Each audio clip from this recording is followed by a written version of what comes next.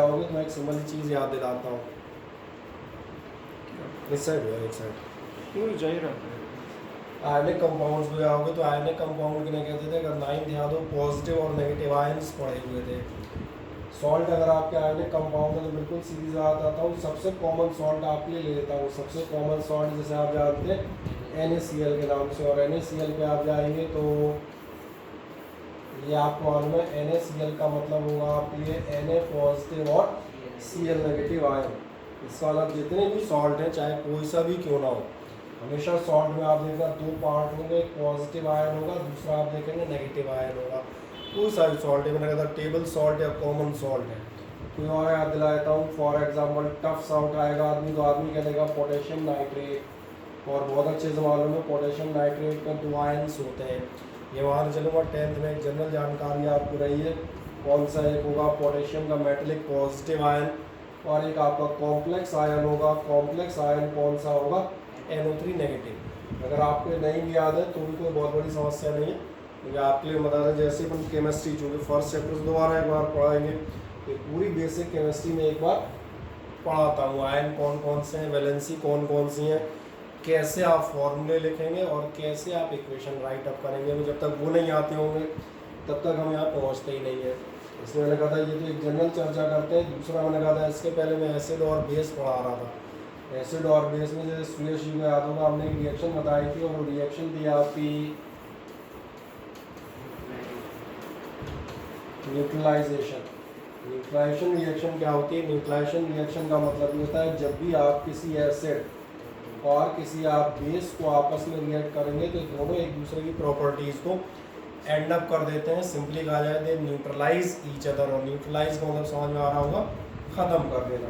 और बदले में आपको क्या चीज़ मिल के नजर आएगी? बदले में आपको यही नज़र आएगा जिसकी हम बात कर रहे हैं, सॉल्ट एंड वाटर। दूसरी बात आएगी कौन सा सॉल्ट, तो कौन सा सॉल्ट डिपेंड करेगा कि आपने कौन सा एसिड और कौन सा बेस लिया है, तो इस पर डिपेंड करेगा। ये मैं कैसे बता सकता हूँ? फॉर एग्जाम्पल मान के चलो किसी की जो भी इच्छा हो, जैसे किसी आदमी ने मान चलो एसिड के तौर पे ले लिया, क्या ले लूँ, चलो ऑटो HNO3 लेता हूँ, ले लो।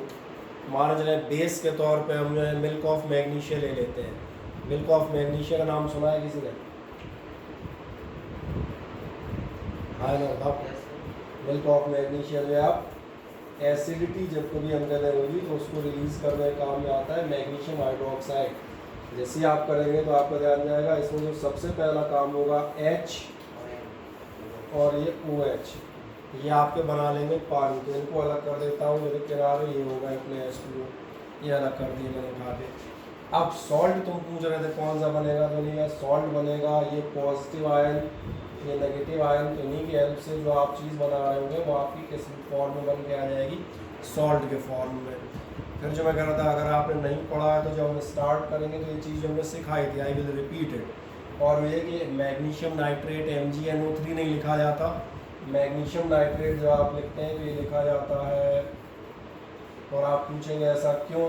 इसके पीछे कोई खास कहानी नहीं है, इसके पीछे हम बताते हैं 9th की वैलेंसीज वाली कहानी आती थी। वैलेंसीज को जो है हम लोग फिर एक और डिस्कस कर लेंगे एक दो में, और बता देते हैं कि आप उनमें जो है कैसे उनकी हेल्प से तो हम सारे फॉर्मूले लिखते हुए जाते हैं। एक तो जनरल चर्चा मैंने की, एक रिएक्शन है बेचारे कितने जो आए हैं, अरे 5 मिनट नहीं खुल रहा है इसलिए। चलो बढ़िया, अब नेक्स्ट जाएंगे। नेक्स्ट जो चीज़ मैंने कहा, जब आप सॉल्ट्स पढ़ लेते थे जो छोटी छोटी कुछ एक चीज़ें और हमने जो प्रॉपर्टी डिस्कस की है यही डिस्कस की है। आप देखेंगे एक एग्जांपल मैंने लिया था NaOH प्लस HCl, ये मालूम है बेस है, ये आपका एसिड है। बेस और एसिड है तो मैंने कहा सुरेश कोई बात तुरंत समझ में आती जाएगी कि OH और H ये दोनों आपके मिलेंगे, और OH और H मिलके बनाएंगे आपका वाटर। इसको पहले अलग कर दो। सॉल्ट कौन सा बनेगा? डेफिनेटली एक पॉजिटिव आयन एक नेगेटिव आयन, ये दोनों मिलकर ये बना लेंगे आपका NaCl। कोई और उठाओगे, मैंने कहा टफ सा उठाते हैं, अमोनियम हाइड्रोक्साइड और प्लस HCl, फिर वही चीज़ आएगी आपका H और आपका OH। ये आप देखेंगे ये कन्वर्ट हो जाएंगे, न्यूट्रलाइज करेंगे, और न्यूट्रलाइज का मतलब ही था ये बना लेंगे आपका पानी। और एक आपका बना रहेगा NH4Cl जो बचा हुआ नज़र आ रहा होगा, दैट इज़ अमोनियम क्लोराइड। ठीक, ये हमने सारी चीज़ें डिस्कस की होंगी। फिर हमने डिस्कस किया था family of salt. Family of salt मैंने जिस बेसिस पे डिस्कस किया था वो भी मैं याद दिला देता हूँ। फैमिली ऑफ सॉल्ट मैंने किस बेसिस पे डिस्कस किया था, मान के चले हमने द्विवेदी जी का एग्जांपल ले लेते हैं, द्विवेदी फैमिली। तो द्विवेदी फैमिली में कौन कौन माना जाएगा, कैसे पता चलेगा, पापा दादा बाबा ही है डेफिनेटली। अगर मान चले इनके नाम X Y और Z है, लेटेड ये अपन तो मैथ वाले हैं, X द्विवेदी, Y द्विवेदी और Z द्विवेदी, तो मतलब पक्का शक हो जाता है तीनों एक ही फैमिली से बिलोंग करते हैं। यही सॉल्ट की फैमिली है। बस सॉल्ट की फैमिली ध्यान देखना दोनों टाइप से आती है, या तो आप पॉजिटिव आयन के बेसिस पे डिफाइन कर सकते हैं या नेगेटिव आयन के बेसिस पे। जैसे मैं एक एग्जांपल देता हूँ, पहले एक सिंपल एग्जांपल लिखता हूँ। मान चले मैं लिख देता हूँ, आपको कम से कम सॉल्ट के नाम पे ये तो मालूम है ना, ये भी नहीं मालूम, ऐसा नहीं कह सकते यार। इसमें दो पार्ट है, सोडियम और क्लोरीन। इसका मतलब एक फैमिली से सोडियम होगा, दूसरी फैमिली से क्लोरीन होगी।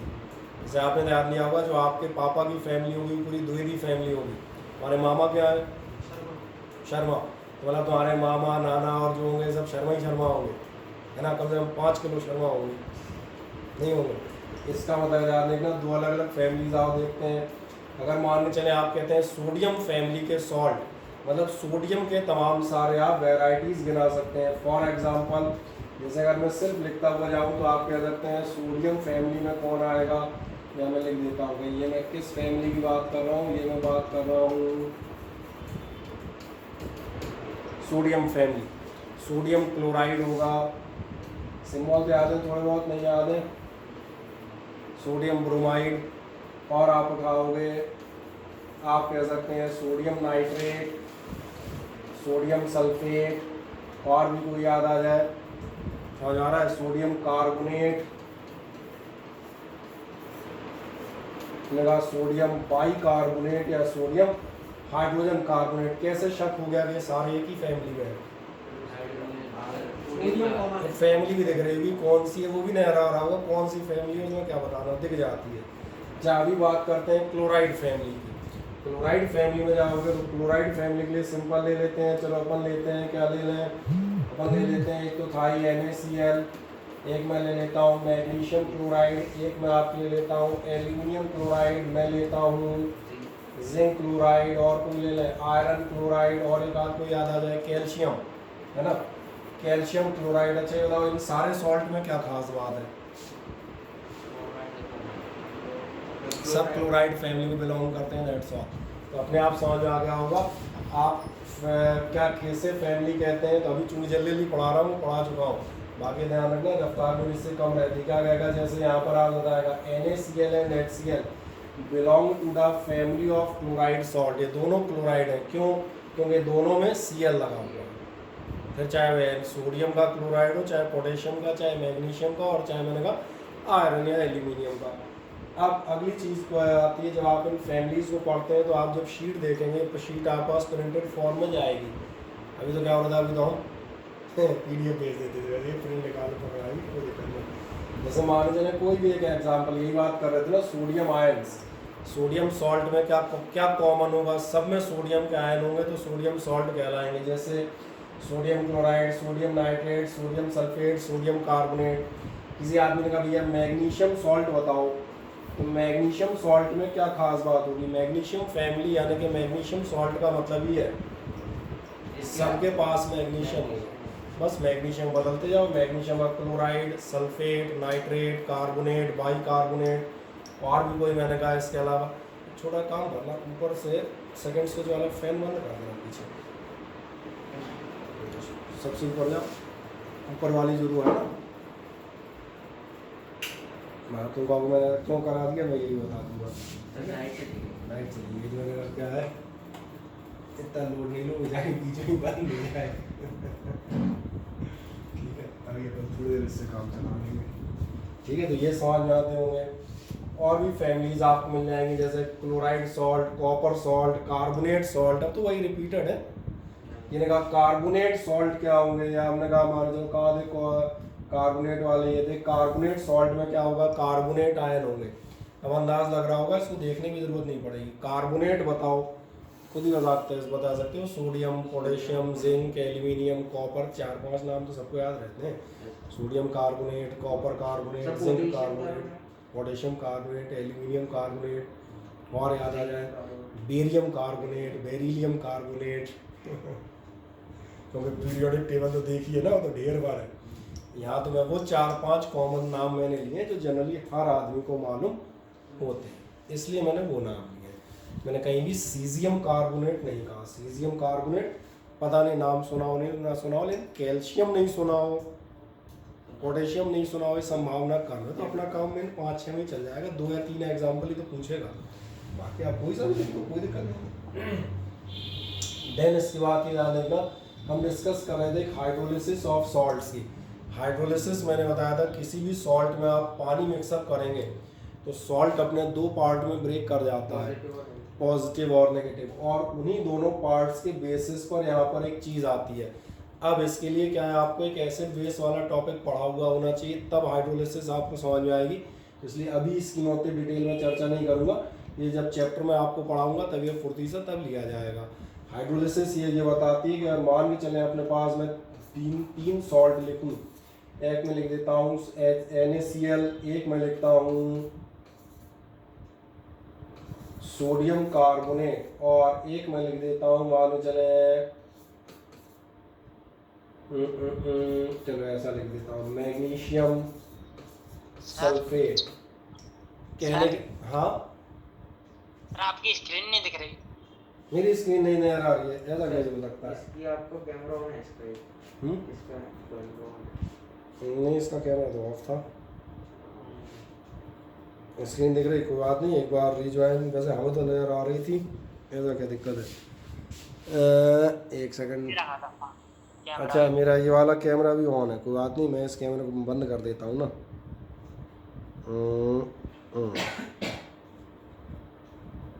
इसलिए वो हो रहा होगा, दोनों दिख रहे होंगे। आप चेक करो, आया नहीं आया? सर नहीं आया, चलो एक बार उसको बुक बंद करके कर देता हूँ, आ जाएगा।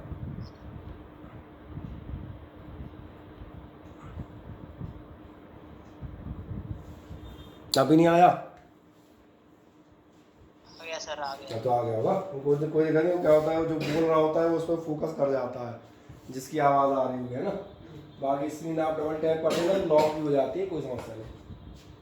चले, अब तो नज़र आ रहा है अभिषेक, ये आपका क्या था, मैंने कहा ये सारी चीज़ें आपको पढ़ाई चुके थे, तो एक बार जो बैठे होंगे मैंने कहा रफ में रिपीट कर दें। ये जो आपके 3 अलग अलग सॉल्ट नज़र आते थे, NaCl, NaOTCO3 और MgSO4, तीनों सॉल्ट हैं, लेकिन हकीकत में इन तीनों में बहुत बड़ा अंतर है। जो अंतर है तीनों सॉल्ट्स का बताता हूँ। ये सॉल्ट जब आप जाएंगे, ये सॉल्ट आता है न्यूट्रल इन नेचर, और यहाँ पर एक चीज़ बताई जाती है pH = 7, इसलिए मैंने कहा आप लोगों के लिए मुझे रिपीट करना पड़ेगा, तो आपने pH वैल्यू पढ़ी नहीं होंगी। दूसरा Na2CO3 में आप बताया जाता है, ये जो सॉल्ट आएगा ये बेसिक इन नेचर होगा, इसका pH > 7 आएगा। जबकि मैग्नीशियम सल्फेट में आपसे कहूँगा इसका नेचर जो है वो कैसा आएगा, इसका नेचर एसिडिक आएगा, और इसका pH <7 यानी 6, 5, 4, 3, 2, 1 और 0 तक जाएगा। क्यों, कारण बताएंगे। इसमें दोनों स्ट्रॉन्ग हैं, दोनों से मतलब जब पानी के साथ ऐड करोगे सोडियम आप देखेंगे कहीं ना कहीं करस्पॉन्ड करेगा NaOH को, Cl करस्पॉन्ड करेगा HCl को। याद आया, इन्हीं दोनों से आए थे। पानी में डिजोल्व करोगे HOH तो यही दोनों पार्ट आपके बना रहे होंगे। दोनों ये स्ट्रॉन्ग हैं, दोनों एक दूसरे को कंप्लीटली न्यूट्रलाइज करते हैं, इसलिए न्यूट्रल है, बराबर की टक्कर के सिंपली कहा जाए एसिड और बेस है।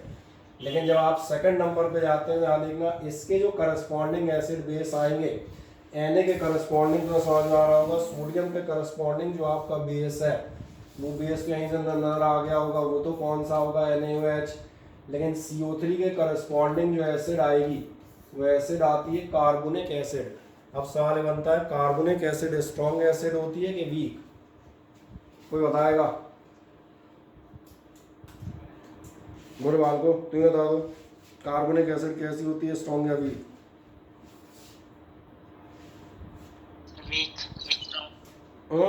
वीक होती है। कैसे मालूम वीक होती है अभिषेक?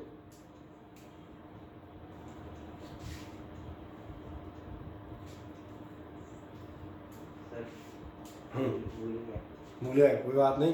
कार्बोनिक एसिड हम चाय जब पी लेते हैं, मेरा ख्याल है 15 या 20 रुपए खर्च करके कार्बोनिक एसिड मिलती है। जितने भी आपके हम कहते हैं सॉफ्ट ड्रिंक होते हैं, जिन्हें हम कहते हैं, ये क्या नाम कहलाता है, पेप्सी हो और कौन कौन से कोक हैं एटसेट्रा, सब में आप देखेंगे कार्बोनिक एसिड होती है एक कंटेंट। समझ आ गया? सॉफ्ट ड्रिंक या कोल्ड ड्रिंक का मेन कंटेंट होती है, दिख रहा होगा बहुत वीक एसिड है, नहीं वैसे नहीं पी जाते। अगर एसिड होती तो आर पार हो जाता मामला, इसलिए ध्यान में आ रहा होगा। इसमें क्या है, एसिड बहुत वीक है, बेस आपको नजर आ रहा है बहुत स्ट्रॉन्ग है, और इसीलिए अब मामला बराबर का नहीं है। न्यूट्रलाइजेशन आप कह रहे हो, but it is not perfect neutralisation. कहीं ना कहीं बेस ज़्यादा स्ट्रॉन्ग है, और इसलिए इसका जो एक्वस सॉल्यूशन होगा वो कैसा होगा, बेसिक इन नेचर होगा। अब उल्टा देखो, हम जाते हैं नेक्स्ट, और हमने लिया मैग्नीशियम सल्फेट। मैग्नीशियम सल्फेट में जाओगे, Mg करस्पॉन्ड करेगा मैग्नीशियम के हाइड्रोक्साइड को, और SO4 बताएगा। H2SO4 सिंपल हिंदी में तेजाब कहलाता है, तो इसकी ताकत, इसकी स्ट्रेंथ तो तेजाब कह देने से ही कंप्लीट हो जाती है। सबके दिमाग में आ जाता है मैं काय की बात कर रहा हूँ, सही है ना। MgOH आपको ध्यान दिलाऊंगा, मिल्क ऑफ मैग्नीशिया कहलाता है। जब मैं पढ़ा रहा था तो मैंने बताया था पेट में एसिडिटी हो जाती है तो अपन उसको शीशी में आते हैं, इतनी लगभग इतने बड़े फ्लेवर मिलाते हैं, बहुत कड़वे। हाँ, फ्लेवर इसलिए क्योंकि बेस कड़वे होते हैं, डायरेक्ट तो आदमी पिएगा नहीं, है ना। तो क्या करेंगे, इसका मतलब समझ में आ रहा होगा कैसा बेस है। तुम्हें क्या लगता है, स्ट्रॉन्ग बेस है कि माइल्ड है? तो कौन सा? यही बेस जो कौन सा, मैग्नीशियम हाइड्रोक्साइड माइल्ड है, क्योंकि अगर स्ट्रॉन्ग होता और आप ऐसे पी जाते तो जीभ कट जाती पूरी। इसलिए मैंने कहा, अब यहाँ दिख रहा होगा एसिड ज़्यादा स्ट्रॉन्ग है। ये जो सॉल्यूशन बनाओगे इसका नेचर कैसा आएगा, एसिडिक आएगा with pH greater than less than 7। अब इस बाद आप नेक्स्ट बढ़ेंगे। ये मैंने इन तमाम सारे एग्जांपल्स के बारे में बताया हुआ है, तो चलो अभी मैंने चूँ कहा था मैं इनकी डिटेल नहीं लूँगा, क्योंकि बाकी लोग मैंने पढ़ा दिया था, और जो बैठे हैं तो उनके लिए इसको हमने जो अलग से डिटेल में डिस्कस करेंगे, ठीक है ना। अब हम मेन आते हैं जहाँ से आप इस चीज़ को समझ सकते हैं।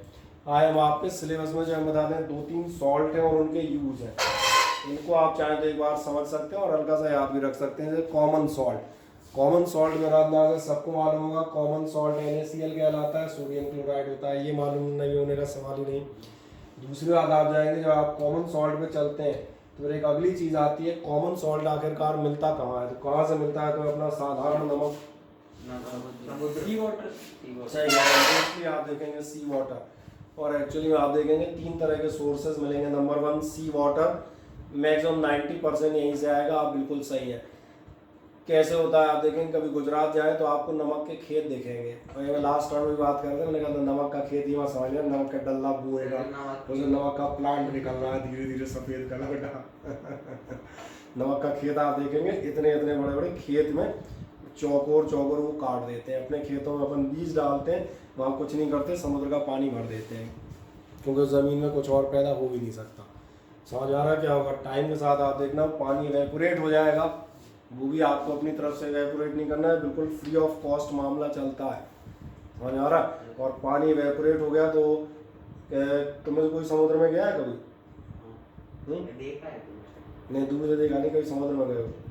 कहीं पानी चला जाए समुद्र में, देखना पानी का टेस्ट ऐसा होता है, जब अपने यहाँ 1 गिलास पानी में कम से कम 10-12 चम्मच नमक घोलना, और पीना तो बिल्कुल ऐसा लगेगा ये क्या है, असली नमक। सर वो पीते नहीं है ना, फिर क्योंकि पी नहीं सकते, पियोगे उल्टी हो जाएगी, पी नहीं सकते, वो पीने का सवाल है, अपन पी सकते हैं कि नहीं, पी लेना 1-2 चम्मच बाद आप देखना वोमिट कर जाओगे।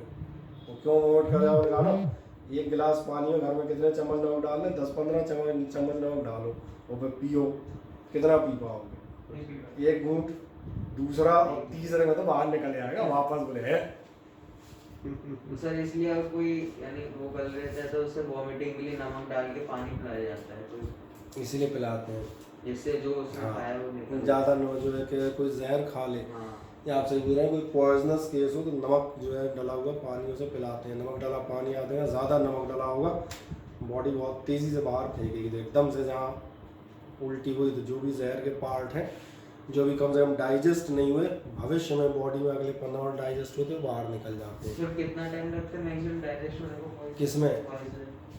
पॉइजन पर डिपेंड करता है किस पॉइजन की बात कर रहे हो, सबके अपने अपने वो हैं, ये पॉइजन के टाइप पर डिपेंड करेगा। बाकी मोस्टली जो पॉइजन जिन्हें अपन पॉइजन कहेंगे वो आप देखना आधे से 1 घंटे के अंदर अंदर अपना कार्यक्रम सारा संपन्न कर लेते हैं। तो ये समझ में आ रहा है। तो पहला तो मैंने कहा सी सॉल्ट है, समझ में आएगा होगा। एवेपोरेशन से आपने शैलो उथले गड्ढे बना देते हैं, इनसे मिलता है। दूसरा आप देखना सेम काम करते हैं झीलों से, लेक्स में जैसे आप देखेंगे एक नमक की ब्रांडी आती है, शायद परहैप्स उसका नाम ही सांभर है, थोड़ा सा महंगा आता है, कॉस्टली। अब थोड़ा सा कॉस्टली क्यों आता है, उन्हें ब्रांडिंग ही है। बोले हमारा जो सस्ता वाला समुद्री नमक नहीं है, हम बोले राजस्थान की सांभर झील का स्पेशल नमक बेचते हैं, तो उसी नाम से आता है। तो ये कुछ नहीं है, ऐसी इनलैंड बहुत सारी झीलें हैं पूरी दुनिया में जिनसे समुद्र का इन्हें इन लेक्स का भी आप नमक निकाल सकते हो। तीसरे नंबर पर ध्यान देखना, तीसरा नमक कहलाता है रॉक सॉल्ट। रॉक यानी जो पत्थर के फॉर्म में आता है, ये भी आपने ध्यान दिया हो। खड़ा नमक तो सबने देखा होगा ना? काला नमक जो आता है खड़ा? नहीं, काला नहीं, खड़ा नमक आता है।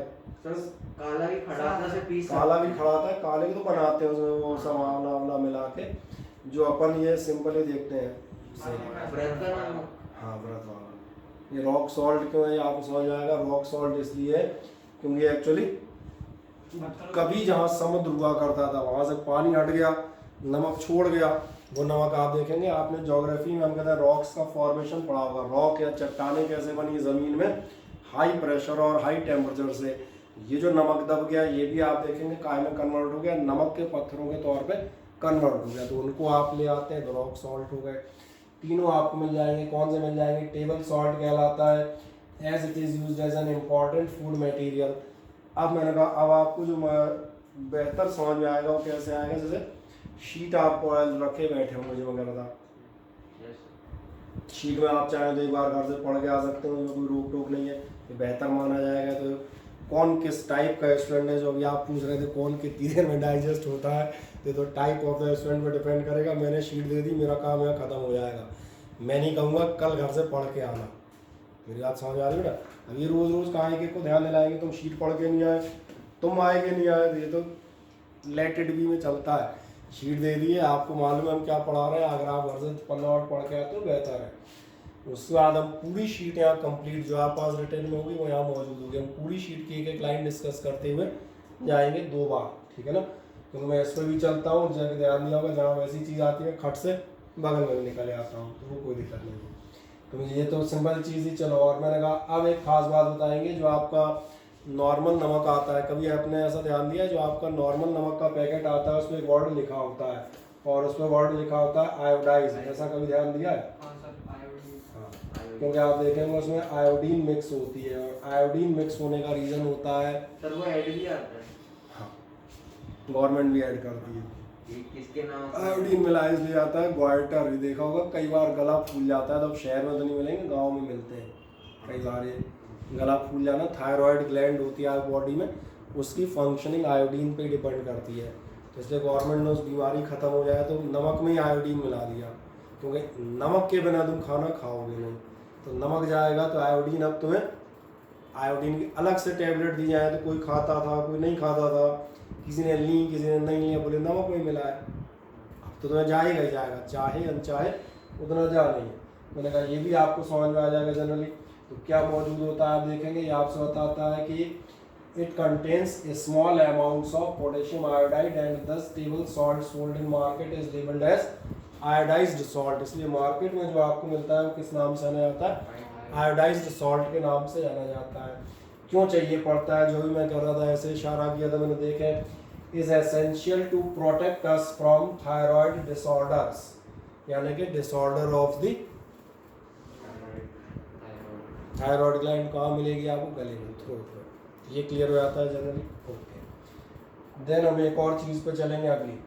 कॉमन सॉल्ट कहाँ का मिलता है, मैंने आपसे पूछ लिया था, आप बता ही रहे थे। कॉमन सॉल्ट कहाँ मिलता है? Naturally in sea water, inland lakes, और सबसे खास बात है रॉक सॉल्ट। मुझे लग रहा है तीनों मैंने बताए होंगे।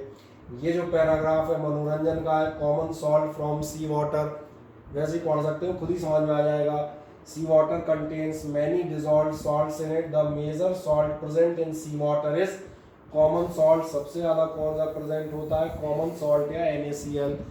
फिर क्या करते हैं? The common salt is obtained from sea water by the process of evaporation. Evaporation मालूम है? हाँ या ना बताएं? पानी को बढ़िया, सही है। कैसे करते हैं? जो मैं कहता नमक के खेत होते हैं, ध्यान आ जाना चाहिए। Sea water is trapped in large shallow pools. उथले पूल से, पूल माने क्या? पूल माने पूल यार, पूल को हिंदी क्या कहेंगे? तालाब या गड्ढा। बस कुछ चीज़ें तो ऐसी होती हैं इंग्लिश वर्ड ही, उनकी हिंदी ढूंढना मुश्किल हो जाती है। तो जाओगे and allowed to stand there. फिर क्या होगा? The sun seeds evaporates the water slowly and common salt is left behind. आपका कॉमन सॉल्ट छूट जाएगा। कॉमन सॉल्ट में तमाम सारी इम्प्योरिटीज़ भी होंगी, मैग्नीशियम क्लोराइड, कैल्शियम के क्लोराइड। तो वो नमक आप डायरेक्ट नहीं खाते, तुमने सोचा वहाँ से भरना है बोरे में और खाना चालू, उसको आप देखेंगे।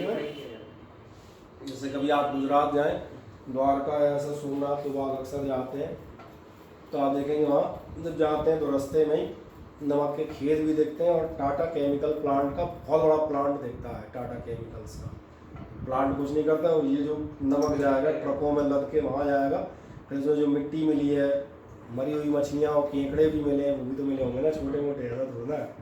तो ये सब प्योरीफिकेशन, क्लीनिंग, आयोडाइज्ड करना, ये सब प्रॉपर उसको करके फिर मार्केटिंग का काम हो गया। इसमें कोई डाउट? और जो बेचारे मोबाइल बैठे हैं उन्हें कोई डाउट यहाँ तक हो तो मुझे बताएं। जैसे मुझे लास्ट टाइम तक याद है, इतना मैं पढ़ चुका था। तो बोलो कशिश, कोई समस्या? अरे कशिश बोल नहीं रही।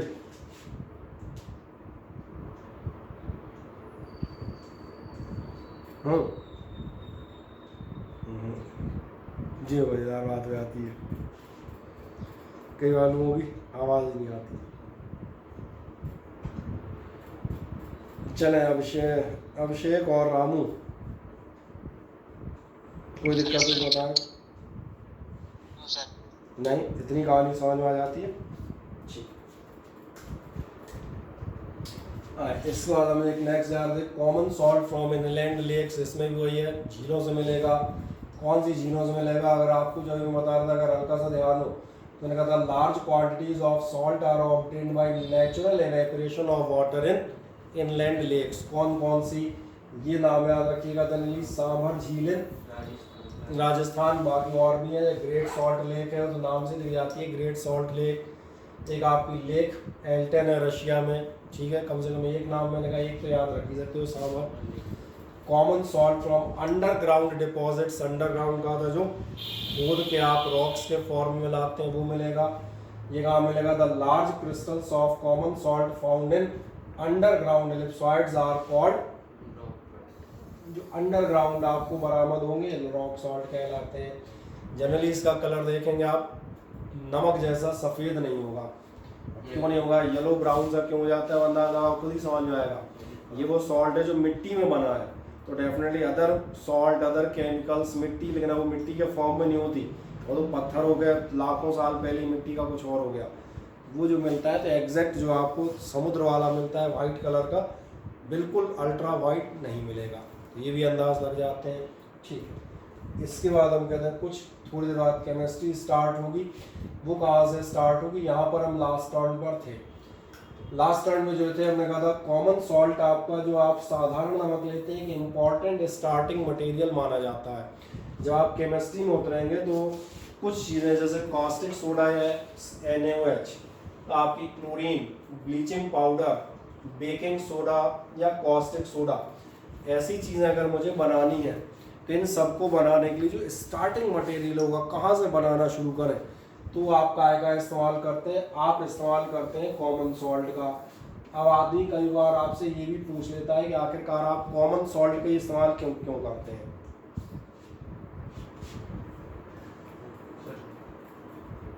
कम एसिडिक रहता है, बेसिक रहता है, न्यूट्रल रहता है। सर उसमें strong acid and strong base दोनों नहीं, अरे भारतीय लोग हो यार, भारतीयों के हिसाब से सोचो, ज्ञान भी पता चल जाएगा।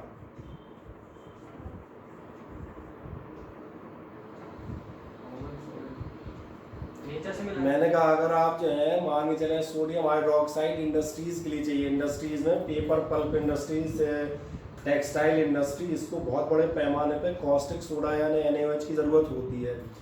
NaOH केमिकल है, समझ में आ रहा होगा, केमिकल्स बनाए जाते हैं तो लैब में, लैब मतलब स्कूल वाली लैब नहीं, इंडस्ट्री की लैब देखोगे लैबा हो जाती है, उसमें बनाए जाते हैं, वो भी प्लांट होता है अपने आप में। लेकिन एक कास्टिक सोडा NaOH बनाने के लिए हम शुरुआत कहाँ से करते हैं? सोडियम क्लोराइड से करते हैं। तो सोडियम क्लोराइड से क्यों शुरू करते हैं?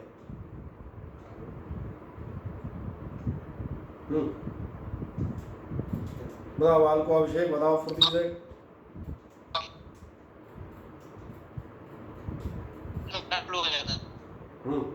सिंपल आंसर बताता हूँ, इजली क्या बताता हूँ, फोकट में मिलता है भैया, मैं पहली करता, भारतीयों की तरह सोचो, सब पता चल जाएगा। हाँ, फ्री फोकट में मिल रहा है, तुमने केवल गड्ढे में भर दिया है, इवेपोरेट तक तुमने नहीं किया, तुमने गर्म नहीं किया, नेचर हीट यानी सन सीड से इवेपोरेट हुआ है। मैंने कहा फ्री का माल है और खूब मिल रहा है, ये भी नहीं है। बोले कितना नमक चाहिए? बोले निकालो, तो तुमसे कितना निकलेगा तुम ये देख लो, समुद्रों से आप कितना नमक निकाल लोगे, टनों निकालते हो, निकालो। तो मैंने कहा था इसीलिए आपने ध्यान नहीं दिया, ये इसका रीज़न है। आप जिस हमेशा इन सारी केमिकल्स को बनाने के लिए जो आप स्टार्टिंग मटेरियल लेंगे, वो स्टार्टिंग मटेरियल आपका NaCl होगा। And sometimes it is asked in your board examinations the manufacturing process of NaOH, caustic soda, bleaching powder etc. are always initiated from sodium chloride. And so why? तो आप reason बताएंगे because sodium chloride is available in nature in bulk amount. Bulk amount तो समझ में आ रहा है? कोई tax नहीं लगता फिर? किस पे? या सॉल्ट निकालने में कोई वो लगता है, टैक्स ही लगता है ना, नमक तो फ्री में होता है। और सर जो रेत होती है ना, वो भी समुद्र से, तो वो भी कोई इंसान ले सकता है? हाँ, लेकिन समुद्र की रेत किसी काम में नहीं आती एक्चुअली, नदियों की आती है। हाँ, नदियों की आपने ध्यान दिया, नदियों की रेत से अपन घर बनाते हैं। हाँ सर, वो भी कोई हर कोई ले सकता है? कोई भी लेता ही है, बस अब क्या होता है गवर्नमेंट उसमें टैक्स रख देती है, खत्म बात। गवर्नमेंट का कहना है कि हम गवर्नमेंट है, इसका मतलब ये जो देश है ये हमारे उसमें, अगर आप ले रहे हैं आप लें, कोई दिक्कत नहीं, लेकिन उससे आपको, और वो भी टैक्स कब लगेगा? कमर्शियल। जैसे मान लो तुम्हें एक बाल्टी रेत चाहिए हो तो कोई पूछेगा भैया तुम्हें एक बाल्टी रेत कहाँ लिए जा रहे हो नदी से? कमर्शियलाइजेशन जब आप ट्रैक्टर में उठाओगे, फिर आप उसको अपने यूज में थोड़ी ले रहे हो, आप उसको बेच रहे हो, तो गवर्नमेंट डेफिनेटली उसके रॉयल्टी और ये सब खदानों का ठेका देती है। ऐसे नमक पे जाओगे तो नमक के ठेके होते हैं किनारे होंगे, लेकिन ये मान के चलो कोई पर्सनल अपना एक खेत में नमक थोड़ा सा निकाल लेता है 2-10-20 किलो, तो उस पर कौन जाएगा देखने तुम क्यों कर रहे हो, उस पर तुम ना क्यों जाएगा। तो पहली चीज़ आपको नजर आएगा नमक के साथ यही है। पहली बात तो आप बताएंगे it is available in nature in bulk amount and it is the most cheap material of cost है। लगभग क्यों होगा, थोड़ी बहुत कीमत यही मान लो कि एक बार ज़मीन का इतना टुकड़ा लिया होगा, थोड़ा बहुत उसकी देखभाल की होगी, भैया देखते रहें कोई चुरा नहीं ले जाए, नहीं कर जाए काट गाड़, जैसे नमक कौन चुराएगा, भरा हुआ वो भी समुद्र के बगल में, लेकिन फिर भी थोड़ा बहुत साथ संभाल, ऐसा कोई खर्चा नहीं है कि आप उसको गिना सकें कि इसमें खर्च है, वो आप नहीं गिना पाओगे। इसलिए रीज़न है कि आप इनसे स्टार्ट करते हैं। अब सवाल है जो आप इनसे स्टार्ट करने जाएंगे तो सबसे पहले इनमें से हम सोडियम हाइड्रोक्साइड की बात करेंगे, कास्टिक सोडा की। कास्टिक सोडा की जब आप बात करोगे तो ध्यान से मुझे इस तरफ देखना, जब भी आपको कहा जाए कि आपको जो है NaCl से कास्टिक सोडा बनाना है, कास्टिक सोडा बनाने के लिए आप जो प्रोसेस लेते हैं कहलाती है क्लोर एल्कली प्रोसेस। इस प्रोसेस में आपको कुछ नहीं करना है, आपको एक बड़ी सी टंकी की आवश्यकता है जो मैंने यहाँ बना दी। इस बड़ी सी टंकी में आप एक काम करें, आप भरें NaCl का यानी कि नमक का सॉल्यूशन। बस ये ध्यान रखना है जो नमक का सॉल्यूशन आप भरेंगे ये हाईली कंसंट्रेट होगा, लगभग सैचुरेटेड सॉल्यूशन। सैचुरेटेड याद है, लास्ट ईयर सैचुरेटेड और अनसैचुरेटेड सॉल्यूशन पढ़ते थे, किसी को याद है?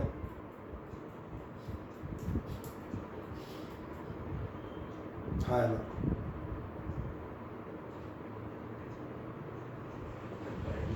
सैचुरेटेड और अनसैचुरेटेड कहलाते थे। अगर किसी सॉल्यूशन में शक्कर घोलना आप शुरू करेंगे, अगर घुलती जा रही है तो ये अनसैचुरेटेड है, सही है। और घोलते जाओ 1 2 4 6 कहीं एक ऐसी जगह आ जाओगे when it can not dissolve more solute in it, ये डेफिनेशन थी, जब ये और ज़्यादा सॉल्यूट को डिजॉल्व नहीं कर सकता तो इसे हम कहते हैं सेचुरेटेड सॉल्यूशन। ये जो सॉल्यूशन भरते हैं ध्यान देखना, ये आप कैसा सॉल्यूशन भरते हैं, जो मैंने कहा ये आप भरते हैं कंसंट्रेटेड NaCl सॉल्यूशन, और लगभग सेचुरेट ही रखते हैं। जब कंसंट्रेट ही करना है जितना करो उतना कर सकते हो। और इस सॉल्यूशन का नाम याद रखिएगा, ये सॉल्यूशन कहलाता है ब्राइन। कोई पूछे what is brine, brine is nothing but the concentrated sodium chloride solution in water. Aqueous solution word भी इस्तेमाल होता है, कंसंट्रेट सोडियम क्लोराइड का एक्वस सॉल्यूशन क्या कहलाता है, that is known as the brine. अब इस ब्राइन में आप एक छोटा सा काम करेंगे, जो छोटा सा काम करेंगे वो ये करेंगे, अगर ध्यान देखोगे तो मुझे लगता है समझ में आ जाना चाहिए, क्योंकि ऐसा फिगर आपने एक दो जगह पढ़ा है पिछली क्लासेस में भी। बिल्कुल सही है आपका जवाब है, इसमें कहता है इतना देख के ध्यान आ जाना चाहिए, इलेक्ट्रोलिसिस यानी कहीं ना कहीं करंट फ्लो करेंगे। बाद में ताम झाम नहीं लगा रहा, एड वो सब मैं एक सिंपल सा सिंबल बना देता हूँ जिसमें आप कहीं ना कहीं एक पॉजिटिव और एक नेगेटिव, तो ये हो गई हमारी पॉजिटिव प्लेट, और आपको याद होगा पॉजिटिव प्लेट आपकी कहलाती है एनोड, और एक हो गई आपकी ये नेगेटिव प्लेट, तो कहाँ लिख लूँ, चलो यहाँ लिख देता हूँ नेगेटिव, ये हो गई आपकी कैथोड। इतना आपको याद होना चाहिए। जैसे आप एनोड और कैथोड बनाओगे वैसे ही क्या होगा ध्यान देखना, जो आपका NaCl है, क्योंकि आपका सॉल्यूशन NaCl है ऐसा आपको याद है, इस NaCl सॉल्यूशन के आपके दो टुकड़े होंगे, और इन दोनों तीनों टुकड़ों की बात करता हूँ, बहुत ध्यान देखो। ये मैंने लिया आपका NaCl प्लस आपका बना हुआ है ढेर भर H2O, और H2O याद है, H2O का मतलब होता है पानी, लेकिन केमिस्ट्री के हिसाब से H और OH, ये ध्यान रखना कि जो हम कहते हैं पानी एक्चुअली क्या होते हैं, that contains H positive ions and OH negative ions, that is the chemical meaning of this. अब आप देखेंगे जो NaCl है उसमें जो आप इलेक्ट्रिसिटी फ्लो करेंगे तो NaCl और पानी ब्रेक होंगे, जब ब्रेक होंगे तो इनमें से एक पार्ट आप देखना Na का, Na वाला पार्ट जो है आपका ये बनाता है सोडियम हाइड्रोक्साइड। मेरी बात समझ में आ रही, इसलिए मैं डायरेक्ट रिजल्ट दिखाता जाऊंगा। बहुत बोलो, कुछ पूछ रहे हैं, कोई सवाल? मैंने कहा एक तो आपको दिख रहा होगा हमारा क्या बन जाएगा NaOH। अब जरा देखो और क्या क्या बच रहा है, H बच रहा है और Cl बच रहा है, बढ़िया आप दिख ही गए। ध्यान देखना, एक H बच रहा है और एक Cl बच रहा है, नहीं ध्यान से देखते चलना, अभी आपकी खास बात पे निगाह जाएगी। यहाँ से मैं आप दिखा देता हूँ, Cl होते हैं नेगेटिव आयन, H होते हैं पॉजिटिव आयन, इसलिए मैं दिखाता जा रहा हूँ, बिल्कुल आ रहा है, समझिएगा। ये सॉल्यूशन था NaCl का, ब्राइन सॉल्यूशन था। आपने क्या काम किया, आपने मैंने कहा था कि आपने इनको जो है इलेक्ट्रिसिटी फ्लो की, इलेक्ट्रिसिटी फ्लो करते ही आपका NaCl ब्रेक होगा, पानी ब्रेक होगा, एक चीज़ आपको दिख रही होगी NaOH बन गई, ये तो सॉल्यूशन में बन गया। अब जो दो आयंस बच रहे हैं जो आपस में रिएक्ट नहीं कर रहे और रिएक्ट कर ही नहीं पाएंगे, आप क्यों नहीं रिएक्ट कर पाएंगे, कारण बताता हूँ। HCl तब बनता है जब दोनों आपस में कंबाइन होते, यहाँ उल्टा होगा, एक इधर भागेगा और दूसरा उधर भागेगा। तुम कहोगे ऐसा क्यों, जरा ध्यान देखो, क्या तुम्हें नजर आ रहा है, ये पॉजिटिव रॉड है, अगर एक पॉजिटिव रॉड है तो पॉजिटिव अट्रैक्ट्स द नेगेटिव, इसका मतलब जो आपके नेगेटिव आयन है वो आपके ध्यान देखो वो इस पर जमा होने लगेंगे, और नेगेटिव आयन किसके थे आप देखें, वो थे आपके वो तो क्लोरीन और H वही बचे थे। अब ऐसे नेगेटिव वाले पर आपके पॉजिटिव आयन जाएंगे, तो पॉजिटिव आयन आप देखना यहाँ जमा होने लगेंगे और ये कन्वर्ट हो जाएंगे हाइड्रोजन में। तो अभी मैंने सिर्फ नाम लिख दिए हैं, क्या इतना समझ में आता है। बाकी एक्चुअल प्रोसेस में यहाँ पे आप देखोगे ऐसी ट्यूब्स या ऐसे चैम्बर बना दिए जाते हैं कि दोनों गैसेज हैं, गैसेज हवा में उड़ेंगी, तो या तो गैसेज हवा में उड़ा दो, तुम्हारी इच्छा है, पर मुझे नहीं लगता कोई इंडस्ट्रियलिस्ट इन गैसेज को हवा में जाने देगा। इंडस्ट्रियलिस्ट क्या काम करेगा तुम्हें समझ में आ रहा होगा, मैं सिंबॉलिक बना देता हूँ। वो क्या कर रहा होता है, यहाँ पे आप देखेंगे बाकायदा चैम्बर बने होते हैं इस टाइप के। चैम्बर का फंक्शन समझ में आ रहा है, इससे क्या होगा, ये जो आपकी हाइड्रोजन निकलेगी, हाँ वो स्टोर हो जाएगी ना, जब जरूरत दिख रहा है लगभग भर गया तो अपना निकालना, उसको अपने टैंक में सप्लाई कर देंगे, वो किसी और काम में आएगी, NaOH तो अपना बन ही गया। अब यहाँ जो हम बात कर रहे थे उस रिएक्शन को मैं आपके लिए कंप्लीट कर देता हूँ। मैंने कहा था NaCl+H2O, पहला तो Na और ये OH ने ये बना लिया। एक पे आपका ध्यान देखें, कैथोड पर क्या चीज़ मिल जाएगी आपको, हाइड्रोजन गैस ये दिख रही होगी, ये पॉजिटिव और नेगेटिव अट्रैक्ट हुए थे, उधर भी आपके पॉजिटिव नेगेटिव अट्रैक्ट होंगे। उस वाले पे क्लोरीन गई थी तो उस पर आपको कौन सी गैस मिल जाएगी, उस पर आपको निकाल जाएगी क्लोरीन गैस मिल गई। अब आप देखें ध्यान से, एक सिंपल प्रोसेस, और सिंपल प्रोसेस कौन सी, in which you are flowing the electricity और current through the concentrated aqueous solution of NaCl which is called brine, we get three different things. Number one, NaOH which is required, क्योंकि हमने कहा था caustic soda बनाना है तो ये तो लगेगा ही, ये तो मिल ही गया, ये तो है ही। प्लस देखो ध्यान से, आम के आम गुठलियों के दाम, बगल में दो गुठलियां अलग से नजर आ रही होंगी। Number one is the hydrogen gas, number second is the chlorine gas. ये भी तमाम सारे इस्तेमालों में आती हैं, हमें मालूम है और अभी हम आगे बताएंगे। This process is known as the chlor-alkali process. Why the chlor-alkali? Divide this word in two parts. Chlor और alkali. इस पूरी प्रोसेस को हम किस नाम से जानते हैं, क्लोर-alkali प्रोसेस के नाम से। अब आप एक सेकंड में ये फिगर समझ में आ गया कंप्लीट, ठीक। जहाँ जरूरत पड़ेगी नहीं बताना, उसको वापस कर देंगे। पहला आपको सोडियम हाइड्रोक्साइड बनाने का मेथड ही दिया है। क्या दिया है, sodium hydroxide is commonly known as caustic soda. ये तो नाम हुई है, ये याद रखना, ठीक है ना, आपको चीज़ें याद रखने वाली होती हैं। और क्या कह रहा है, हैविंग केमिकल फार्मूला NaOH, ये देता पढ़ के 4 बार में समझ में आ गया होगा, केमिकल फार्मूला NaOH है। मैन्युफैक्चर कैसे करते हैं, ये अपना बेसिक सवाल था।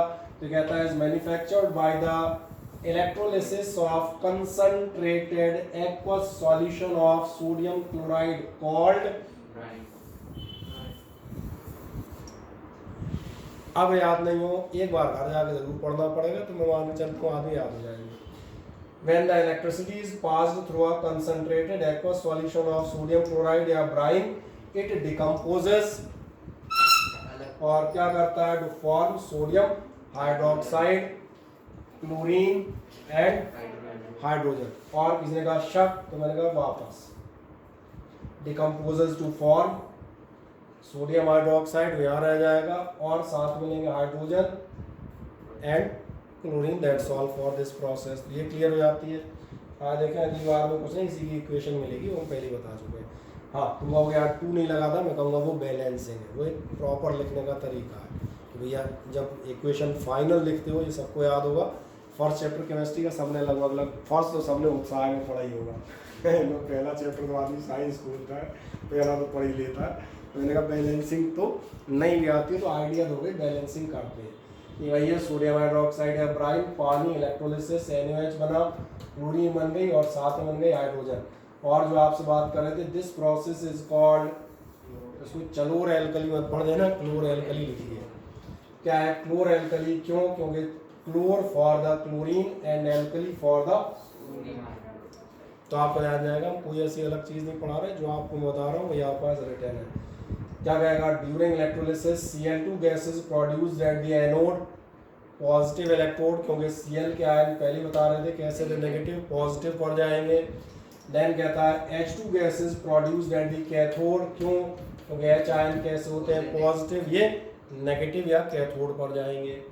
और क्या है, and NaOH solution is produce near the cathode, ये उसमें रह जाएगा, क्या कहता है, बीकर में, या जो भी टैंक होगा, तो इंडस्ट्री में टैंक होते हैं, बीकर तो अपन यहाँ लेते हैं अपने स्कूल की लैब में। This product that is this and this obtained by chlor alkali process have a large number of uses. इनके बहुत सारे इस्तेमाल हैं, यही मैंने एंड किया था, तमाम सारे यूज हैं, हम आगे देखेंगे। और जो यूजेस हैं उनमें देखें, सोडियम हाइड्रोक्साइड का इस्तेमाल करते हैं, ये यूज़ अब आपको हल्का सा याद रखने पड़ेंगे।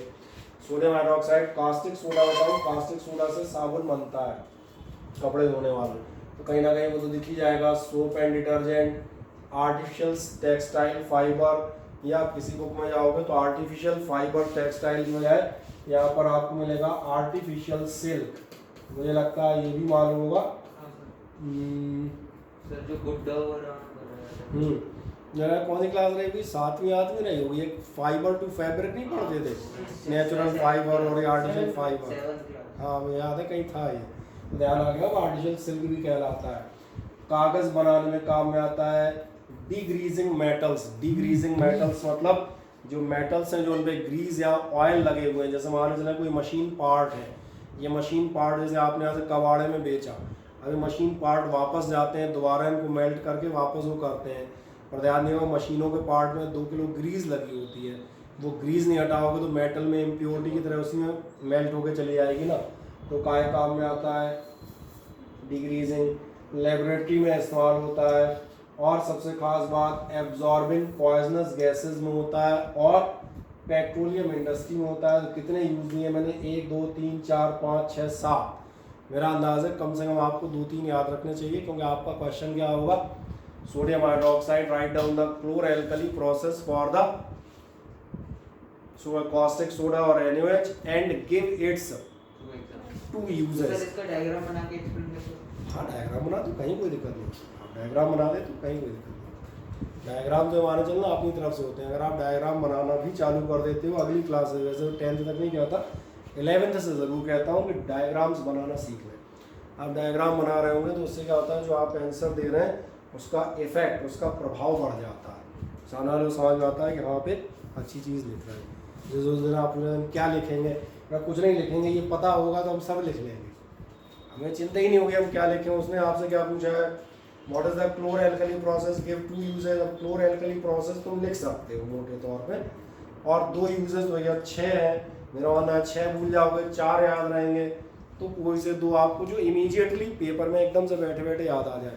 बोले पेपर इंडस्ट्री में होता था, पेट्रोलियम में होता था, बोले सोप में होता था, खत्म, लिख के चलते आगे बढ़ जाएंगे। कोई डाउट हो? देन इसके बाद यूजेस ऑफ क्लोरीन, क्लोरीन कहाँ काम में आएगी, क्लोरीन भी इस्तेमाल होती है। क्लोरीन का मैं वैसे बता देता हूँ, कभी पेपर पढ़ोगे तो कई बार आता रहता है, तो आपने ज़्यादातर जो लोग इस लाइन में रहते हैं उनके आप देखेंगे पानी तिगरा से आता है प्लांट से। कई बार आप देखेगा मोती झील पे बोले क्लोरीन की कमी हो गई है, मोती झील पे क्लोरीन की सप्लाई हुई है ब्लीचिंग पाउडर की, तो ब्लीचिंग पाउडर और क्लोरीन ये आप देखेंगे पानी के प्योरीफिकेशन में काम में आते हैं, जिसे हम कहते हैं डिसइंफेक्शन। डिसइंफेक्शन मतलब अपने यहाँ जो पानी आता है तिगरा के बांध का आता है। बांध क्या होता है, एक बड़ा तालाब है, केवल तालाब के पानी आप मालूम है बैक्टीरिया भी होते हैं, छोटे छोटे ऑर्गेनिज्म जैसे अमीबा और पैरामीशियम सरीखे भी होते हैं, और भी कई तरह की इस तरह की चीज़ें होती हैं। तो इसको डायरेक्ट थोड़ी पी जाओगे, अंदाज है ना। डिसइंफेक्शन के लिए आप आएगा इस्तेमाल करते हैं क्लोरीन का। अलावा क्लोरीन इस्तेमाल होती है ब्लीचिंग एजेंट के रूप में। ब्लीच माने मालूम है किसी को कि नहीं मालूम, ये बताओ, बोलो आपको। कपड़े की जो ब्लीच करते हैं, ब्लीच माने करते क्या है सर उसमें मतलब सॉल्यूशन डाल के दाग वाग लग जाते हैं डाल। बोलो रामू, तुम बताओगे ब्लीचिंग क्या होती है? सर ब्लीचिंग पाउडर ही है। हाँ बिल्कुल आते हैं, बताइए पूछ रहा हूँ। सर जी कोई दाग वगैरह लग जाता है उसको हटा, दाग लग जाते हैं। ब्लीचिंग एक्चुअली, ब्लीचिंग का मतलब होता है कलर हटाना। ध्यान रखना, एक्चुअली ब्लीचिंग होता है कलर हटाना। कलर में चाहे दाग का कलर हो और चाहे काम का कलर हो, ब्लीचिंग पाउडर ये नहीं देखता कलर कौन सा है, वो तो उड़ा देगा।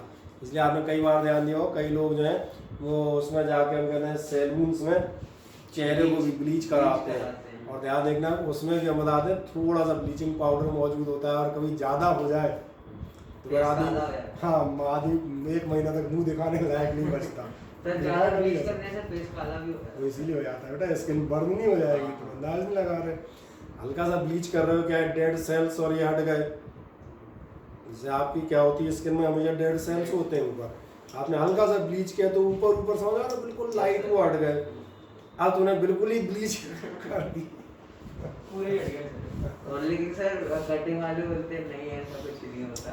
का तो बिजनेस बेटा, आप भूल रहे हो। ढेरों तो ऐसे मिलेंगे जो बताएंगे हमने मसाज करा ली तब से ये पता नहीं हमें क्या हो गया है, Yes, sir. तो खुद मिलेंगे। जाएंगे देखेंगे ध्यान से, काय काम में आता है, डिसइंफेक्टेंट के तौर पर इस्तेमाल होता है। जर्मिसाइड, जर्मिसाइड समझ में आ रहा होगा, वो जर्म्स को किल करने के काम में। Sterilisation of drinking water, sterilisation भी कहलाता है। स्टरलाइजेशन वर्ड का इस्तेमाल हॉस्पिटल्स में होता है, जो ऑपरेशन वाले इंस्ट्रूमेंट होते हैं, आपने याद किया एक पेशेंट का ऑपरेशन किया पर अगले को करने से पहले कहा जाता है इंस्ट्रूमेंट स्टरलाइज करें, बेड में सैनिटाइजर हो रहा है, सैनिटाइजर मतलब लिक्विड से करते हैं, पूरा बेड पूरा ऑपरेशन थिएटर जो है स्टरलाइज होता था और आज भी स्टरलाइज होता है, सैनिटाइजर नहीं छिड़कते, अल्ट्रावायलेट रे और इन सब की हेल्प से पूरा स्टरलाइज करते हैं। स्टरलाइज मतलब बैक्टीरिया फ्री। इसलिए कभी आप देखेंगे ऑपरेशन जब भी किसी का होना होता है डॉक्टर आगे पहले पूछता है क्यों, ओटी तैयार है, ओटी तैयार क्यों, ओटी में कौन सा तैयारी है, ओटी में एक बेड डला है, बोले जी डला है, जे लोग कैंची चक्कू कुछ काट डालो उसमें क्या ऐसा थोड़ा है भाई, पूरा का पूरा स्टरलाइज करेंगे। तुमसे पहले कोई और पेशेंट होगा उसके बैक्टीरिया अगर बेड पे मौजूद होंगे और आपको खोल दिया तो आपकी बीमारी तो बाद में सही होगी, 4 और लेके और चलते बनोगे, समझ आ गया। कैसे करते होंगे ये कमरे को? ये पूरा बेड और वो अल्ट्रावायलेट मशीन्स आती है, जिससे दिख जाता है कोई जर्म्स वगैरह रहता है, पूरा ये पूरे जर्म्स के बिल्कुल 100% मार देती है। अगर आपके घर में बता दें वाटर प्यूरीफायर हो और ये आप हम कहते हैं वाटर प्यूरीफायर का ऐड देखें, बेड वेड छोड़ो, कई बार आर वाले यहाँ बैठे रहते हैं चौराहे अपने कॉम्प्लेक्स में, आप देखना उनमें से कई अपने बैनर पे लिखे मिलेंगे यूवी प्रोटेक्शन, यूवी बोले तो अल्ट्रावायलेट प्रोटेक्शन, यानी अपना जो वाटर प्यूरीफायर है उसमें छोटी सी मशीन आप देखेंगे अल्ट्रावायलेट रेज प्रोड्यूस करके लगाई जाती है, उसका भी काम है ये जर्म्स हैं बैक्टीरिया हैं इन सबको किल करना। तो चूंकि सबसे इफेक्टिव मेथड माना जाता है इसलिए आप इसका इस्तेमाल करते हैं, that word is known as the. तो सर अगर सैनिटाइज करेंगे तब भी उसमें कहीं ना कहीं रह पानी कैसे सैनिटाइज कर लोगे? नहीं कमरा वाला सर अल्ट्रावायलेट कमरा सैनिटाइज करते हैं, जो कमरा सैनिटाइज करते हैं उससे बहुत सारे बैक्टीरिया मर जाते हैं। सैनिटाइजर कंसेप्ट कोरोना के खिलाफ आया है, कोरोना वायरस सैनिटाइजर और साबुन से हाथ धोने पे खत्म हो जाता है। बहुत सारे वायरस और बैक्टीरिया हाथ धोने से साबुन से खत्म नहीं होते। सर अल्ट्रावायलेट रेज मतलब साउंड की वेव्स ही होती है? नहीं, लाइट की, इनविजिबल लाइट, जैसे आपकी लाइट और हीट होती है इसमें आप सुनेंगे अल्ट्रावायलेट, इंफ्रारेड, ऐसी अल्ट्रावायलेट होती है, इस काम में आती है। नेक्स्ट आप देखेंगे इसके अलावा कहाँ काम में आता है क्लोरोफ्लोरोकार्बन, क्लोरोफ्लोरोकार्बन या ये कहलाता है आप देखेंगे CFC, CFC वो होती थी, CFC में आप दिलाता हूँ तो मैं किसी ने ओजोन होल का नाम सुना है? ओजोन होल जब भी सुना होगा तो याद होगा अर्थ के ऊपर ओजोन लेयर है, इसमें भी वही अल्ट्रावायलेट रेज का नाम आता है, सन से आने वाली हार्मफुल अल्ट्रावायलेट रेज को रोकता है, समझ आ रहा? क्योंकि बहुत ज़्यादा हैवी अल्ट्रावायलेट रेज आएगी तो अपनी लाइफ पे खतरा डेवलप हो जाएगा, समझ आ रहा? और तीसरे नंबर पे आप देखेंगे जो ओजोन लेयर है इसमें छोटा सा होल हो गया है, ये होल काय की वजह से हुआ है आप बताया जाएगा, जो अपने फ्रेज हाँ AC सही कह रहे हैं, ग्रीन हाउस गैसेज में CFC या क्लोरोफ्लोरोकार्बन, जितने आपके AC हैं, आपके रेफ्रिजरेटर हैं और भी हम कहते हैं चिलिंग प्लांट हैं, फैक्ट्रियों के चिलर हैं, कोल्ड स्टोरेज हैं, अपने तो छोटू मोटू हैं, मैंने कहा कोल्ड स्टोरेज और चिलर, इनमें आप इस गैस का इस्तेमाल करते हैं, ये गैस ओजोन के लिए सबसे हानिकारक मानी जाती है। इसीलिए अब जो देखोगे, अब जो रेफ्रिजरेटर और AC आते हैं इन पे तो लिखा मिलेगा CFC फ्री, अब CFC का ऑल्टरनेटिव इस्तेमाल करने लगे हम, लेकिन अभी नए आए, पुराने जो हैं वो अभी भी उसी पे चल रहे हैं, धीरे धीरे 2-4-6 साल में रिमूव हो जाएंगे, कोई दिक्कत नहीं। इसके अलावा कहाँ होगा, ये कहाँ होती है, ये रहा CFC used as refrigerant, refrigerant मतलब समझ में आ गया, फ्रिज AC और वाटर कूलर इस टाइप की जितनी भी चीज़ें हो सकती हैं। इन मैन्युफैक्चर ऑफ PVC का नाम सुना है? PVC पाइप आते हैं, PVC पाइप आते हैं, PVC हम बता दें जो ये डोर आते हैं दरवाजे, लकड़ी वाले नहीं, वो प्लास्टिक वाले, हाँ प्लास्टिक वाले जो प्लास्टिक रहती है, हाँ बाथरूम वगैरह, हाँ स्विच जो आते हैं ये आपके काय के आते हैं PVC, तो PVC एक्चुअली एक टाइप की प्लास्टिक ही होती है, बाकी एक्चुअल नाम उसका क्या होता है PVC। तो क्लोरीन का इस्तेमाल आप PVC बनाने में करते हैं, तो कहोगे इसमें क्लोरीन से क्या लेना देना, क्योंकि PVC का जरा पूरा नाम पढ़ो, पॉलीविनाइल, मतलब क्लोरीन का ही कंपाउंड है ना, मतलब तभी बनेगा जब क्लोरीन लाओगे, तो क्लोरीन कहाँ से लाओगे, तो वो फ्री वाली क्लोरीन लाओ। इसमें फ्री वाली क्यों कह रहा हूँ, क्योंकि तुम बनाने जा रहे थे NaOH, तब मैंने कहा था आम के आम गुठलियों के दाम नहीं कह रहा था, तुम बना NaOH रहे थे, क्लोरीन अलग से निकल आई है। तो ये जो इंडस्ट्री NaOH का इस्तेमाल जिसे करना है वो अपने लिए NaOH बनाती है, क्लोरीन को फेंकती नहीं है, क्लोरीन को डिपॉजिट कर लेती है और क्लोरीन का टैंकर पीवीसी बनाने वाली कंपनी को सप्लाई कर देती है। बोले भैया आपको पीवीसी बनानी है, आप बनाते हो, 2 टैंकर क्लोरीन अपने पास हो गई है, बोले आप ले लो। ये समझ में आता है, ये इसका काम हो गया। अब इसके अलावा क्या होगा, bleaching of wood pulp and cotton fibres. रुई जो है आप देखेंगे हल्के पीले कलर की होती है, कपड़े हल्के पीले कलर के नहीं होते, वाइट होंगे। रुई के धागे हैं, वुड पल्प दिया जा रहा है, वुड पल्प लकड़ी का गूदा, लकड़ी के गूदे का तुम क्या करते हो, पेपर, सही जवाब। एक्चुअल लकड़ी का गूदा ध्यान जाएगा, ब्राउन येलो टाइप होगा। इसको आप क्या करते हैं, ब्लीचिंग करेंगे, अल्ट्रा वाइट हो जाता है। जैसे आप क्लासमेट की कॉपी लेते हैं, कभी आपने जान नहीं दिया क्लासमेट की कॉपी लकड़ी के गूदे से बनी है, इतनी वाइट कैसे हो गई, तो कहीं ना कहीं आप देखेंगे कहीं ना कहीं ब्लीचिंग पाउडर काम रहता है। और पेस्टिसाइड्स, पेस्टिसाइड समझ में आ रहे होंगे, वो जो खेतों वगैरह में आप डालते हैं, इसमें काम में आते हैं। तो ये यूजेस समझ में आ जाते हैं, हाँ ना बताएं, कोई समस्या है इनमें? ठीक, अब इसके बाद मैंने कहा अरे कहाँ है,